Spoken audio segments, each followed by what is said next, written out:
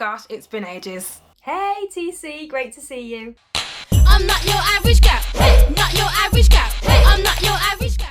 So what does your job as an assistant producer at BBC Newsround entail? I have to come up with stories, film them, edit them and write them for the website, and that's pretty much it. Why did you decide to become involved in news? I'd worked as meet and greet on BBC Breakfast, so looking after guests, but once I joined Newsround as a runner, that's when I realised I really enjoy telling people stories and I love working in children's. I think it's absolutely brilliant.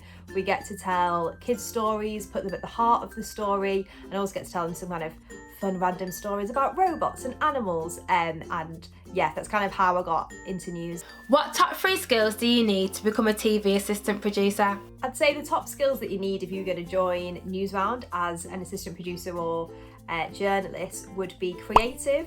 You know, someone who's got lots of ideas, something that the kids are going to be really interested in. You know, what is our audience? What do they want to know about? Second, I think, would be practical skills. We film and edit a lot, so can you do those? The third is a team player. We're quite a big team and everyone's so lovely and so supportive. So someone who kind of wants to work with us and kind of, yeah, be part of that team. Who helped you?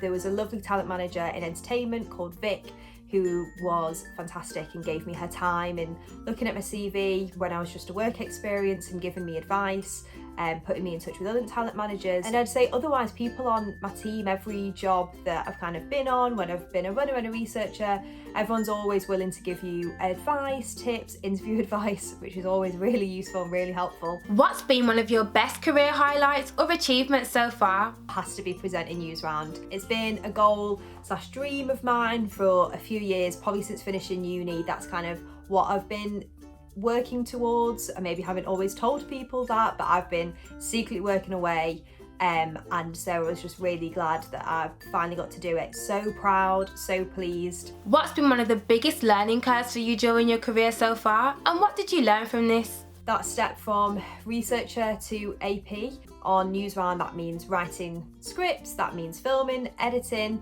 You know, when you go on a shoot, you're kind of responsible for that shoot, for filming something that looks good, that is all correct and accurate.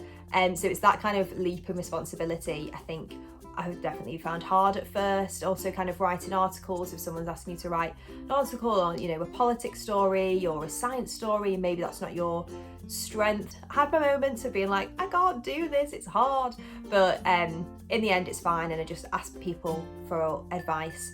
And I think I've tried to learn to just, you can do it, try and move forward, just do a little bit at a time. What's your ultimate career goal? My ultimate goal was Newsround. That was it. I mean, I've peaked. I've done exactly what I kind of wanted. So now I'm kind of having a bit of a think of like, right, what's the next goal? Whilst also trying to enjoy where I'm at now. Presenting Newsround is exactly what I wanted to do for so long. I'm trying to enjoy being at this level, take it in, say well done, and improve, like get really good at this before being like, okay, I need to get to this next stage. And I think I just want to try everything, try more TV, documentaries, radio, anything that anyone will want me to present. The big overall dream is Strictly. I'm an absolute Strictly fan. I'm a fanatic. I'm obsessed. What advice do you have for young women who aspire to get into TV? I think in terms of my job in particular, it would be learning loads of different skills. So learning a little bit about editing, learning a little bit about filming. It doesn't have to be to a crazy high standard, but it means you can go into that job and you can kind of build on those basics, and that would be great. You know, a bit of Photoshop as well, like all of them, which I think loads of people know now.